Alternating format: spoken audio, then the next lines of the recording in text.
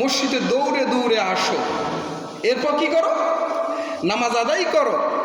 নামাজ আদায় হয়ে গেল, তোমরা জমিনের মধ্যে ছড়িয়ে পড়ো, রিজেক অন্বেষণ করো, রিজেক তালাশ করো। তোমরা যে কাজ করো সেই কাজের মধ্যে আত্মনিয়োগ করো, মনোনিবেশন করো। অনেক পাগল আছে আল্লাহ খাওয়ায় আল্লাহ পালে, ওটা আমরাও বিশ্বাস করি, কিন্তু আল্লাহ তো আপনার মুখে এসে দিয়ে দেবে না, লোকমা ঠেলে দেবে। এজন্য কি করতে হবে? আপনাকে কাজ করতে হবে, আপনাকে রিজেক অন্বেষণ করতে হবে, হবে না ভাই?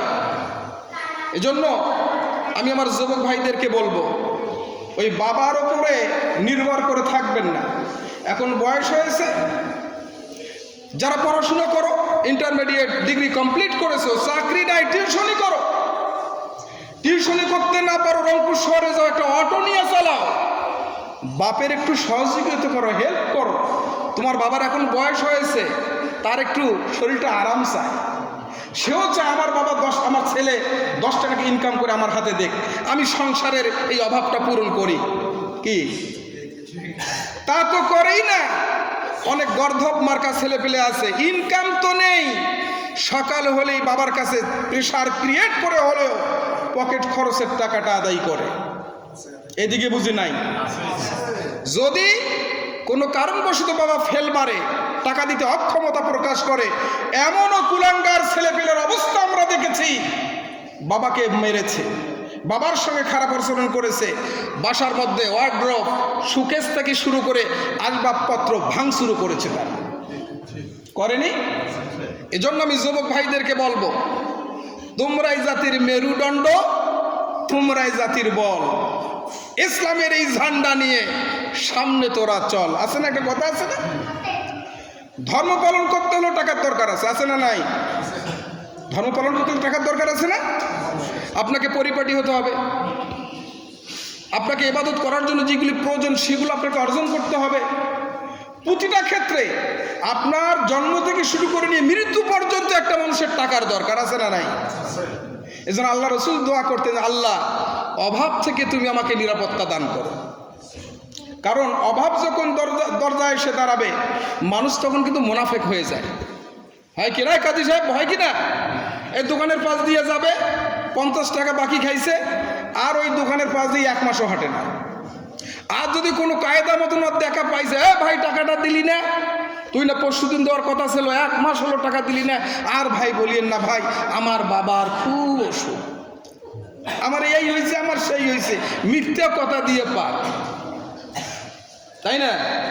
এজন্য সম্মান, যদি আপনাকে সম্মানিত হতে হলেও আপনার টাকার দরকার আছে, ইনকামের দরকার আছে। তবে ইনকামটা আল্লাহ পাক কাউকে, এই সম্পদের মালিক তো আল্লাহ পাক, আল্লাহ পাক যাকে ইচ্ছা তাকে অপরিমিতভাবে দান করেন, যাকে ইচ্ছা তাকে সংকীর্ণতা দান করেন। তবে আপনি যদি পড়ে থাকেন যা খুশি তা আল্লাহই তো করবে, আমি বসে থাকি, তাহলে কিচ্ছুই পাবেন না।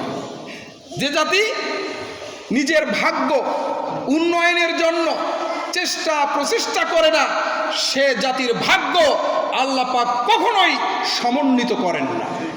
বুঝতে পেরেছেন? এটা কি আমার কথা বললাম? আমার রাসূল বলেছেন, আপনার ভাগ্যকে সুপ্রসন্ন করার জন্য, আপনার লাইফ স্টাইলকে চেঞ্জ করার জন্য আপনাকে এগিয়ে আসতে হবে, আপনাকে চেষ্টা করতে হবে।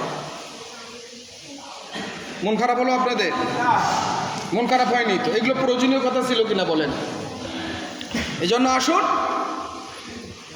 আমার যুবক ভাইয়েরা যারা আছেন, আমরা কর্মঠ হই, কোনো কাজকেই কখনো ছোট ভাববেন না।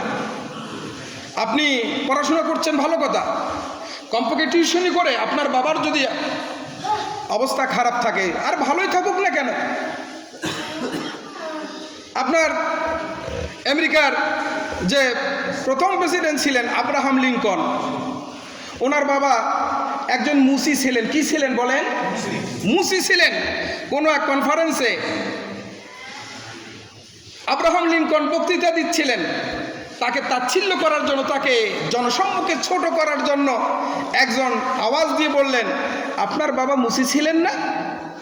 উনি কিন্তু রাগ করেননি, উনি তখনও কি যুক্তরাষ্ট্রের আমেরিকার প্রধানমন্ত্রী, উনি চাইলে কিন্তু তাকে অপমান করতে পারতেন, জেলখানায় নিক্ষেপ করতে পারতেন, হত্যা করতে পারতেন, পারতেন না? উনি কে বলেছেন যে হ্যাঁ ভাই আপনি ঠিক ধরেছেন, আমার বাবা একজন মুসি ছিলেন, জুতা তৈরি করতেন, কিন্তু আমার বাবা খুব দক্ষ কারিগর ছিলেন, উনি অত্যন্ত নিপুণভাবে জুতা তৈরি করতে পারতেন। তবে ভাই আপনি এটা ভুলে যান না আমি আবার সেটা পারি না, আমিও আমার বাবার কাছ থেকে ওই কাজটি অত্যন্ত নিখুঁতভাবে রপ্ত করে নিয়েছি, আমিও সুন্দর জুতা তৈরি করতে পারি। যদি কখনো আপনি জুতা তৈরি করতে চান আমার কাছে আসবেন, আমি আপনাকে সুন্দর করে জুতা বানিয়ে দেব। আমেরিকার প্রেসিডেন্ট আব্রাহাম লিঙ্কন। আর আমরা যদি আই পাস করেছি, ডিগ্রি পাস করেছি, ছোট কাজের কথা বলে হ্যাঁ মুই কি এইটা মোর দ্বারা কি এটা সম্ভব? ওই জন্য কি আমি পড়াশোনা করছো বলে কিনা, বলে না? এর জীবন আজীবন অন্ধকারেই ডুবে থাকবে। কোনো কাজকে কখনো ছোট করবেন না, কোনো ছোট কাজকারীকে কখনো অপমান, অপদস্থ, তাচ্ছিল্য করা যাবে না, যাবে। এজন্য যুবক ভাইয়েরা